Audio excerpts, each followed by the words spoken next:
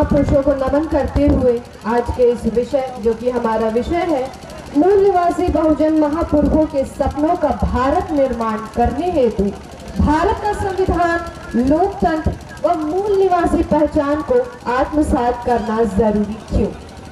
मूल निवासी महापुरुष जो यहाँ हमारे स्टेज के ये में लगे हुए हैं, संत रैदास, सिद्धो कान्हो और गाडगे बाबा, और भी हमारे मूल निवासी महापुरुष है जिन्होंने बताया है और इस आंदोलन को शुरू किया है।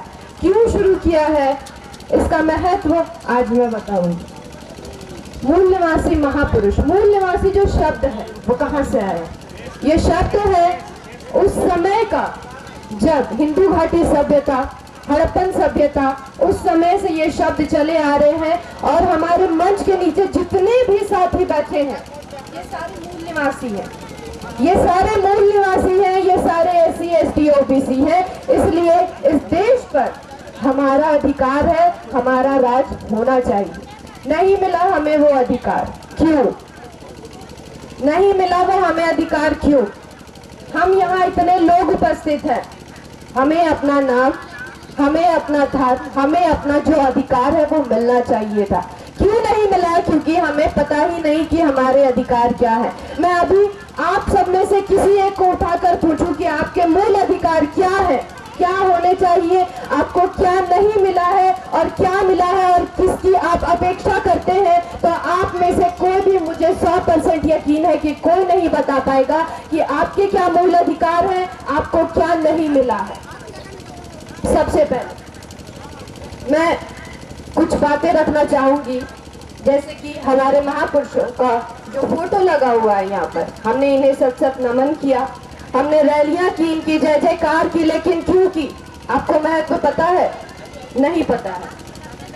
तो 1585 की जो ये लड़ाई है, 1585 की जो ये लड़ाई है, ये हम क्यों कर रहे हैं? वो जो 15% लोग हैं हमारे महापुरुषों पर माल्यार्पण करेंगे, उनके विचार गाएंगे, लेकिन उनके विचारों को अपनाएंगे नहीं, उनका चित्र लगाएंगे, उस पे माल्यार्पण करेंगे, उनके आगे नतमस्तक भी होंगे, लेकिन उनके विचारों पर नहीं चलाएंगे, हमें वो बताएंगे जो हमारा नहीं है। आप समझिए इस चीजों को। मैं यहाँ देख सकती हूँ कि आज इस मूल निवासी जनसभा में जो हम यहाँ उपस्थित हुए हैं, यहाँ महिलाओं की संख्या पुरुषों के मुकाबले ज्यादा है। तो मैं महिलाओं से यह आग्रह करूंगी कि वो अपने अधिकारों को यहाँ सुने, समझे, घर में इम्प्लीमेंट करे, लड़ाई करे, झगड़ा करे, लेकिन अपने अधिकारों तक पहुंचे, उनको जाने, क्योंकि आप बहुत पीछे हैं और ये आज की सच्चाई है। ये राजनेता हमें दलित कहते हैं, हमें आदिवासी कहते हैं। क्यों कहते हैं? हमें OBC का दर्जा दिया गया, SC ST बैकवर्ड कहते हैं। क्यों कहते हैं? बाबा साहब ने हमें सारे अधिकार दिए हैं संविधान में, हम उनके सपनों का भारत निर्माण क्यों नहीं कर पा रहे? क्योंकि हम जानते नहीं हमारे अधिकार क्या हैं, ताकि उन्हें सुविधाएं मिले, हमें नहीं, हम पीछे हैं। आज मैंने देखा, मैं वहां संचालन जो खाने की लाइन लगी थी, सब एक दूसरे से लड़ रहे थे। क्यों? शिष्टाचार नहीं था, सबको मिला, सबको अधिकार मिला है, सबको मिला। कोई ऐसा है कि यहाँ खाना नहीं खाए हो, नाश्ता नहीं किया हो, फिर क्यों लड़ रहे थे आप? मुझे पहले दो, मुझे पहले दो। क्यों?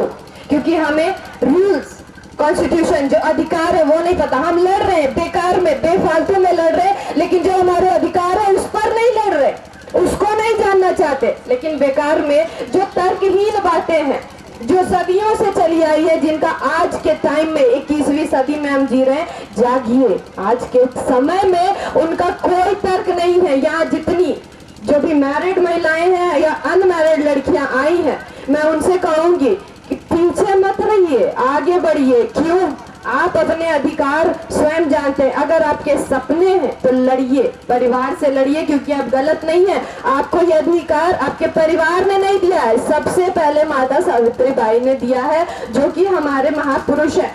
आप लोगों के लिए उन्होंने लड़ाई की, उन्होंने अपमान झेले, उन्होंने गालियां सुनी, फूले साहब ने गालियां सुनी।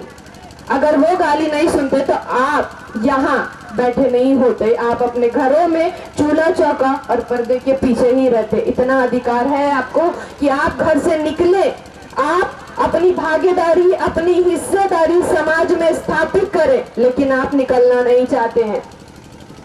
आप जैसे अपने घर के पुरुषों को शॉपिंग करना हो, कुछ खरीदना हो, मनाती हैं, उसी तरीके से अधिकार जानिए और मनाइए, ताकि आगे आने वाली जो जनरेशन है उनको अपने अधिकार पता चले। लड़िए, अपने अधिकार के लिए लड़िए। जो भी पीछे बात कर रहे हैं, प्लीज मेरी बातों को ध्यान से सुनिए। किसी भी देश में, समाज में समता, समानता, स्वतंत्रता, बंधुत्व और न्याय जैसे मानवीय मूल्य काफी महत्व रखते हैं। इन मूल्यों को समझिए। बाबा साहब भीमराव अंबेडकर ऐसे ही मानवीय मूल्यों का भारत देखना चाहते थे, जहां समता हो, बराबरी हो, सभी नागरिकों को स्वतंत्रता हो और सभी में बंधुत्व की भावना हो। इसलिए अब मैं ज्यादा समय नहीं लेना चाहूंगी और इसी के साथ आप समझिए, संविधान को पढ़िए। बाकी कोई ग्रंथ, कोई ब्राह्मण आपका सपोर्ट नहीं करेगा कि मेरे घर में ये टेंशन है, वो टेंशन है, बाबा जी सॉल्व कर दो, पूजा पाठ करवा दो। वो कुछ नहीं करेगा जब तक आप अपने आप से उस प्रॉब्लम को सॉल्व नहीं करना सीखेंगी। मैं यहाँ महिलाओं को नहीं, पुरुषों को भी कहना चाहती हूँ। धन्यवाद। जय संविधान, जय भारत।